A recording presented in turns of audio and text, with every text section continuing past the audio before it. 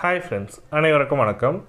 தமிழக அரசாங்கம் வழங்கும் கலைஞர் மகளிர் உரிமை தொகை திட்டத்தில் புதிய விண்ணப்பம் எப்பொழுது தொடங்கும்? அதுக்கப்புறம் பார்த்திங்கனாக்கா மேல்முறையீடு செய்தவர்கள் பரிசீலனை செய்தவர்களுக்கு அதாவது இந்த மாதத்துக்கான டிசம்பர் மாதத்துக்கான செலக்ட் ஆனவங்களுக்கு எப்பொழுது பணம் வர வைக்கப்படும்? அதுக்கப்புறம் பார்த்திங்கனாக்கா புதிய அப்ளிகேஷனுக்கு என்னென்ன ஆவணங்கள் தேவை, என்ன தகுதி என்றது தமிழக அரசாங்கம் புதிய தகவல் கொடுத்துருக்காரு. அதுவும் தங்கம் தென்னரசு ஐயா அவர்கள் பார்த்திங்கனாக்கா அமைச்சர் இந்த தகவலை கொடுத்துருக்காங்க. நேற்று தான் இந்த சுற்றறிக்கையை கொடுத்துருக்காங்க. ஃபுல் டீட்டெயில்டாக பார்க்க போகிறோம். இந்த வீடியோ ஸ்கிப் பண்ணாமல் பாருங்கள். இந்த வீடியோ பற்றி தான் எக்ஸ்பிளைன் பண்ண போகிறோம். இந்த வீடியோ பிடிச்சிருந்தால் லைக் பண்ணுங்கள், கூடிய சப்ஸ்கிரைப் பண்ணுங்கள். வாங்க வீடியோக்குள்ளே போகலாம்.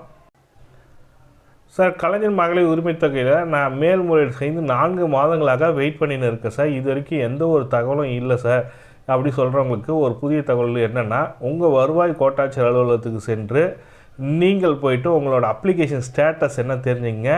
நிராகரிக்கப்பட்டிருந்தாலும் மேல்முறையீடு செய்வதற்கான ஆப்ஷன் வருமானு சொல்லிட்டு கேளுங்க.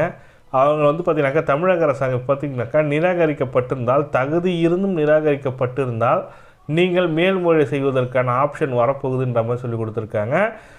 உங்கள் என்ன காரணத்துக்காக நிராகரிக்கப்பட்டிருக்குன்னு சொல்லிட்டு பாருங்கள். அந்த காரணத்தை பூர்த்தி செய்யும் விதத்தில் நீங்கள் இருக்கணுன்ற மாதிரி சொல்லியிருக்காங்க. அப்படி இல்லைன்னா ஜனவரி மாதம் புதிய அப்ளிகேஷன் ஸ்டார்ட் ஆக போகுது சொல்லியிருக்காங்க. சரி சார், நான் டிசம்பர் மாதம் செலக்ட் ஆகிட்டேன் சார், எனக்கு ₹1 அக்கௌண்ட்டில் வர வச்சுருக்காங்க சார், என்னோட நீங்கள் கலைஞர் மகளிர் உரிமை தொகை திட்டத்தில் பயனாளியாக தேர்வு செய்யப்பட்டுள்ளீர்கள் சொல்லிட்டு எனக்கு மெசேஜ் வந்துருக்கு சார்ன்றவங்களுக்கு இன்னும் பணம் வரல சார். எப்போ சார் வரும்னாக்கா டிசம்பர் 23 தமிழக முதலமைச்சர் 3ஆம் கட்டமாக இந்த பணத்தை வழங்குவதற்காக ஒரு ஏற்பாடு பண்ணியிருக்காங்க. டிசம்பர் 23 அதாவது செலக்ட் ஆன அனைத்து மகளிருக்கும் தகுதியானவர்களுக்கும் கிடைக்கும்ன்ற மாதிரி சொல்லி கொடுத்துருக்காங்க. இன்னும் பரிசீலனையே உள்ள சார், மேல்முறையீடு செய்யப்பட்டு அப்படியே கிடக்குது சார், எந்த ஒரு அதிகாரியும் வரல, ஃபோனும் வரல, எதுவுமே வரல சார். நான் என்ன பண்ணலான்னா, நீங்கள் முதல்ல போயிட்டு வருவாய் கோட்டாட்சியர் அலுவலகத்துக்கு செல்லணும் அப்படி சொல்லியிருக்கேன். அதுக்கு அடுத்து பார்த்தீங்கன்னாக்கா என்னோடய அப்ளிகேஷன் நிராகரிக்கப்பட்டது சார், நான் புதுசாக எப்படி சார் அப்ளை பண்ணலான்னா அதற்கு அமைச்சர் தகவல் கொடுத்துருக்காரு. அமைச்சர் பார்த்திங்கனாக்கா தங்கம் தென்னரசு பார்த்திங்கனாக்கா மகளிர் உரிமை தொகை திட்டத்தில் ஜனவரியில் புதிய விண்ணப்பம் பெறப்படும். மகளிர் உரிமை தொகையில் புதிய விண்ணப்பங்கள் ஜனவரி முதல் பெறப்படும். இதுவரை விண்ணப்பிக்காதவர்களுக்கு ஜனவரி முதல் விண்ணப்பிக்கலாம் சொல்லி கொடுத்துருக்காங்க. இதுவரைக்கும் விண்ணப்பிக்காதவர்களுக்கு சொல்லியிருக்காங்க. அப்போ என்னோடய அப்ளிகேஷன் நிராகரிக்கப்பட்டிருக்கு சார், நான் அப்ளை பண்ண முடியுமானா அவர்களுக்கு மேல்முறை செய்வதற்கான ஆப்ஷன் கொடுப்பாங்கன்ற மாதிரி சொல்லி கொடுத்துருக்காங்க. திரும்ப இ-சேவை மையத்தில் போயிட்டு மேல்முறை செய்வதற்கான ஆப்ஷன் ஓப்பன் ஆகும். நீங்கள் அப்ளை பண்ணுற மாதிரி இருக்கும். வெயிட் பண்ணுங்கள். அதற்கான தகவல் அஃபிஷியலாக தமிழக அரசாங்கம் ரிலீஸ் பண்ணுவாங்கன்ற மாதிரி கொடுத்துருக்காரு தங்கம் தென்னரசு ஐயா அவர்கள். மற்றும் இதுக்கு பார்த்தீங்கன்னாக்கா நியூ பயனாளி, ஏதாவது புதுசாக நான் அப்ளை பண்ண போகிறேன் சார், இதுக்கான தகுதி என்ன சார் சொல்லிட்டு பார்த்தீங்கன்னாக்கா என்கிட்ட ஒரு வெப்சைட் இருக்குது. அந்த வெப்சைட் லிங்க் டிஸ்கிரிப்ஷன் லிங்க்கில் கொடுக்குறேன். அந்த லிங்கை கிளிக் பண்ணிட்டு நீங்களும் பாருங்கள். குடும்ப அட்டையில் பெயர் இடம்பெற்றவர்கள் அனைவருமே குடும்பமாக கருதப்படுவார்கள். உங்கள் குடும்ப அட்டையில் யாரெல்லாம் இருக்காங்களோ அவங்களாம் குடும்பமாக கருதப்படுவார். ஒரு குடும்ப அட்டையில் குடும்ப தலைவின்று தான் இருக்கணுன்ற அவசியம் இல்லை. கணவர் பெயரே இருந்தாலும் நீங்களும் சேர்ந்துருந்தீங்கனாக்கா குடும்ப தலைவியாக தான் சேர்த்து கொள்ளப்படுவார்கள் சொல்லி கொடுத்துருக்காங்க. இதில் பார்த்தீங்கன்னாக்கா குடும்ப அட்டையில் ஆண் குடும்ப தலைவரின் மனைவியின் பெயர் ஏதேனும் காரணத்தால் இல்லாத பட்சத்தில் குடும்பத்தில் உள்ள இதர பெண்களில் ஒருவர் குடும்ப தலைவியாக கருதப்படுவார். ஒரு குடும்பத்தில் ஒன்றுக்கு மேற்பட்ட 21 வயது நிரம்பிய பெண்கள் இருந்தால் இத்திட்டத்தின் கீழ் பயன்பெற ஒரு நபரை குடும்ப உறுப்பினராக தேர்வு செய்ய விண்ணப்பிக்க செய்யலாம் சொல்லி கொடுத்துருக்காங்க.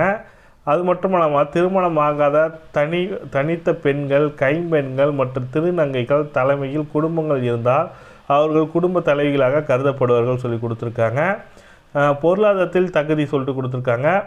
ஆண்டுக்கு 2.5 லட்சத்திற்கு கீழ் வருமானம் ஈட்டும் பெண்களுக்கு கொடுக்குறாங்க. 5 ஏக்கருக்கு குறைவாக நஞ்சை நிலம், 10 ஏக்கருக்கு குறைவாக புன்சை நிலம் வைத்துள்ள குடும்பங்கள் ஆண்டுக்கு வீட்டு உபயோகத்துக்கான மின் கட்டணம் பார்த்திங்கனாக்கா 3600 யூனிட் குறைவாக இருக்கணுன்ற மாதிரி சொல்லி கொடுத்துருக்காங்க. பொருளாதார தகுதிகளுக்காக தனியாக வருமானம் சான்று அல்லது நில ஆவணங்கள் பெற்ற விண்ணப்பத்துடன் இணைக்க தேவையில்லை சொல்லி கொடுத்துருக்காங்க. விண்ணப்பித்து நடைமுறை பார்த்திங்கனாக்கா செப்டம்பர் 15 முதல் 1,16 லட்சம் பேர்கிட்ட செலக்ட் பண்ணியிருக்காங்க. இத்திட்டத்தில் பொது விநியோக நியாய விலைக்கடை மூலமாக உங்களோட கணக்கெடுப்பு எடுப்பாங்கன்ற மாதிரி கொடுத்துருக்காங்க. ரேஷன் கடை மூலமாக தான் எடுப்பாங்களாம். உரிமை திட்டத்தில் பயன்பெற தகுதி இல்லாதவர்கள் யாருன்னு பார்த்தீங்கன்னாக்கா இந்த திட்டத்தில் நீங்கள் பயன்பெற முடியாதுன்னா என்ன காரணத்துக்காக நிராகரிக்கப்படலாம்ன்ற மாதிரி கொடுத்துருக்காங்க. 2 லட்சத்துக்கு மேல் உள்ள ஆண்டு வருமானம் உள்ளவர்கள் குடும்பம் அப்ளை பண்ண முடியாது. குடும்பத்தில் வருமானம் 2 லட்சத்துக்கு மேல் ஈட்டிய வருமான கணக்கு தாக்கல் செய்தவர்கள் ஐடி ஃபைல் பண்ணவங்களும் கிடையாது. ஆண்டுக்கு 2 லட்சத்துக்கு மேல் வருமானம் ஈட்டி தொழில் வரி செலுத்துவவர்கள் கிடையாது. மாநில ஒன்றிய அரசு ஊழியர்கள், பொதுத்துறையினர், வங்கி ஊழியர்கள், வாரியங்கள், உள்ளாட்சி அமைப்புகள், கூட்டுறவு அமைப்புகள், ஊழியர்கள் மற்றும் அவற்றில் ஓய்வூதியர்கள் கிடையாது சொல்லி கொடுத்துருக்காங்க. முதியோர் பென்ஷன் வாங்குறவங்களுக்கு இந்த திட்டத்தில் தேர்வு செய்யப்பட மாட்டாங்க. தேர்ந்தெடுக்கப்பட்ட மக்கள் பிரதிநிதிகள், உள்ளாட்சி மன்ற வார்டு உறுப்பினர்கள் தவிர, அதாவது நான் பாராளுமன்ற உறுப்பினர், சட்டமன்ற உறுப்பினர், மாவட்ட ஊராட்சி தலைவர், மாவட்ட ஊராட்சி உறுப்பினர்கள், ஊராட்சி ஒன்றிய தலைவர்கள், ஊராட்சி ஒன்றிய உறுப்பினர்கள், மன்ற தலைவர், மாநகராட்சி எல்லாருக்குமே இந்த திட்டத்தில் கிடைக்காது சொல்லி கொடுத்துருக்காங்க. சொந்த பயன்பாட்டுக்காக கார், ஜீப்பு, டிராக்டர் வைத்திருக்கு கனரக வாகனம் போன்ற 4 சக்கர வாகனங்கள் வைத்திருப்பவர்களுக்கு கிடையாது. ஆண்டுக்கு 50 லட்சத்திற்கு மேல் விற்பனை ஆனுவல் டேர்ன் ஓவர் சொல்லிட்டு கொடுப்பாங்க. சரக்கு மற்றும் சேவை வரி ஜிஎஸ்டி செலுத்தும் தொழில் நிறுவனங்களுக்கு கிடையாது.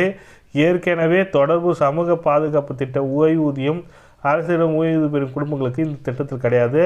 மேற்கொண்டும் ஏதாவது ஒரு தகுதியின்மை வகைப்பாட்டில் வரும் குடும்பத்தை சேர்ந்தவர்கள் கலைஞர் மகளிர் உரிமை திட்டத்தில் பயன்பெற தகுதி இல்லை சொல்லி கொடுத்துருக்காங்க. இதெல்லாம் தகுதி இல்லாதது சொல்லி கொடுத்துருக்காங்க.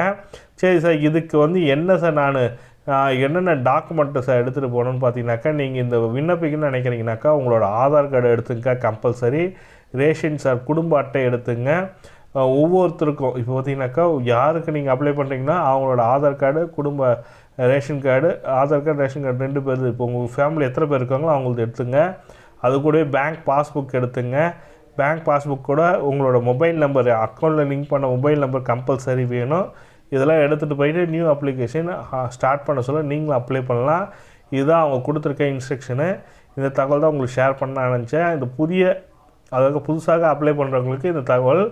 ஆல்ரெடி அப்ளை பண்ணவங்களுக்கு மேல்முறையீடு செய்வதற்கான மனு ஸ்டார்ட் ஆகும்.